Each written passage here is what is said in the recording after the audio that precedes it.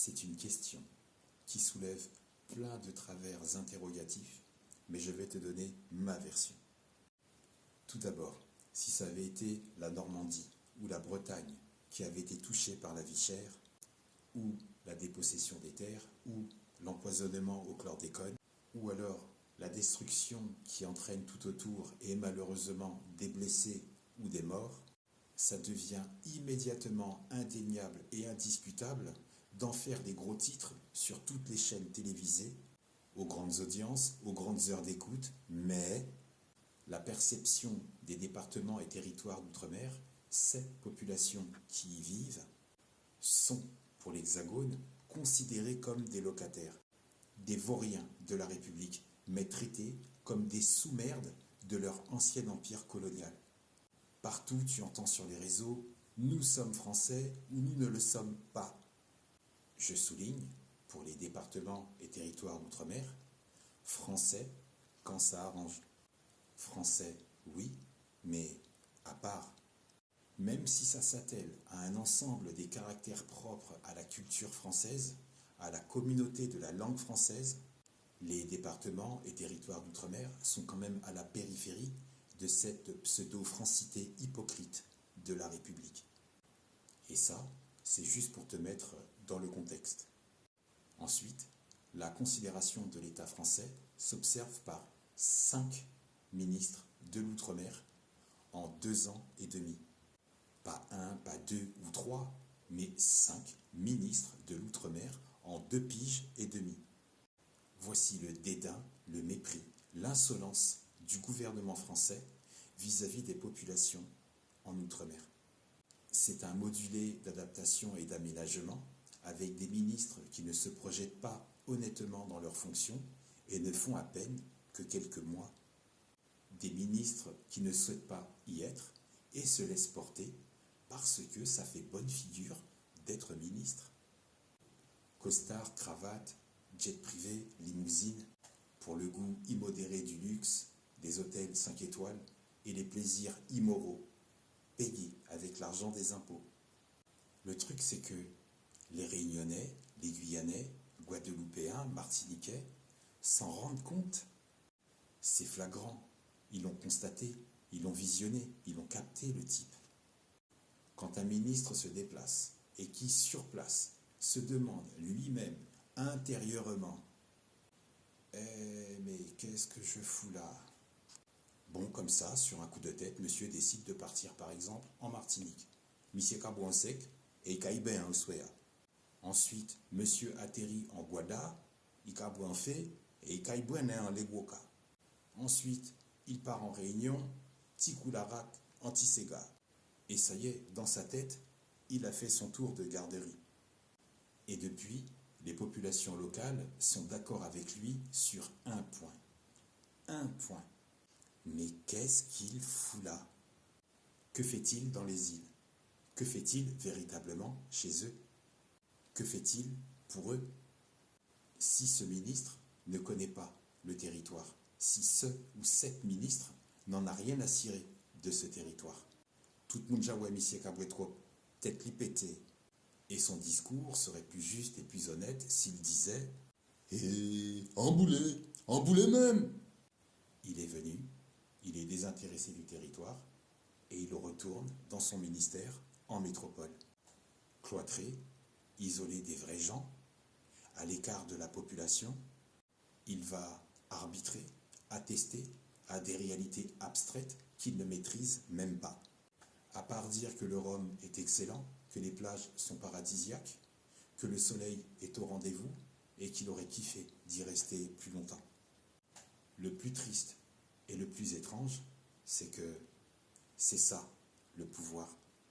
Ce même pouvoir par rapport aux populations des îles. Quand j'entends décision interministérielle, c'est de la merde. Quand j'entends débat interministériel, c'est de la merde.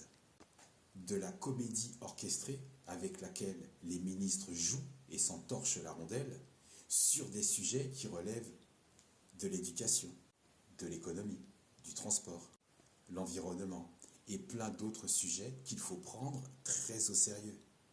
Ils tiennent en leurs mains la vie locale des habitants outre-mer avec un total désintérêt, un total mépris. À mon tour, je vais te poser une question. Quelle est la place d'un ministère des Outre-mer? Quel est le véritable rôle, quelle est la légitimité d'un ministère des Outre-mer? On peut observer qu'il gère avec peu d'intérêt, peu d'action et peu d'événements pour les départements d'Outre-mer. C'est comme quand on était gamin et qu'on jouait au foot avec goal volant.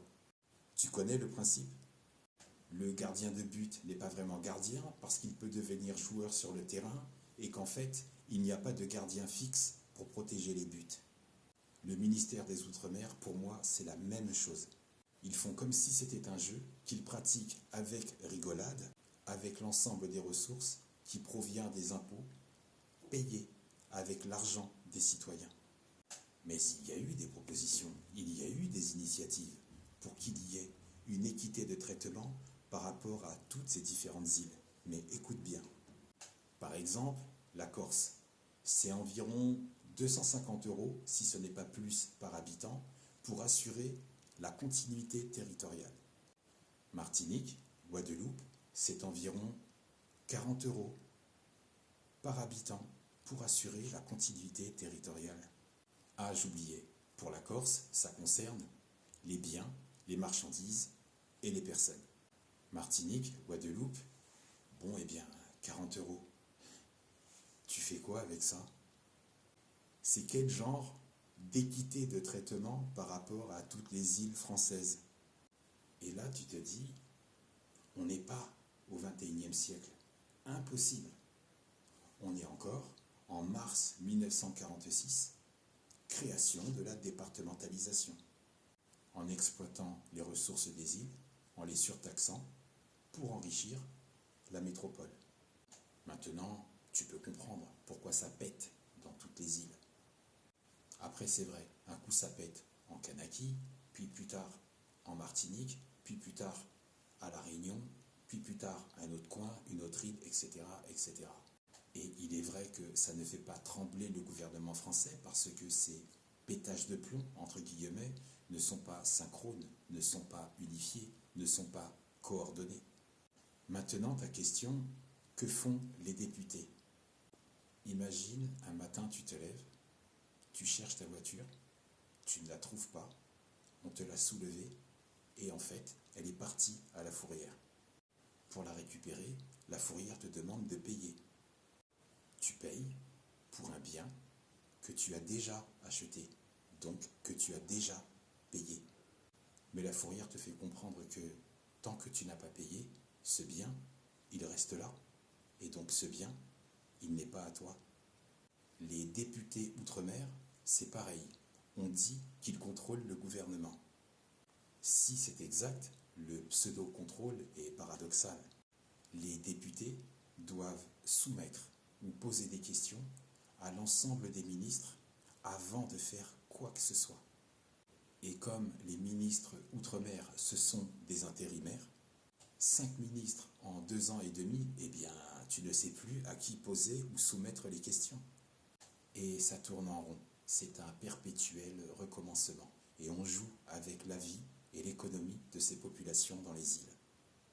S'y attendre auprès des députés qui doivent s'adresser à des ministres qui n'en ont rien à cirer de la situation des populations dans les îles, eh bien, ce sont les populations qui s'en chargent, car elles ne font pas confiance en ces politiques insoucieuses et méprisantes.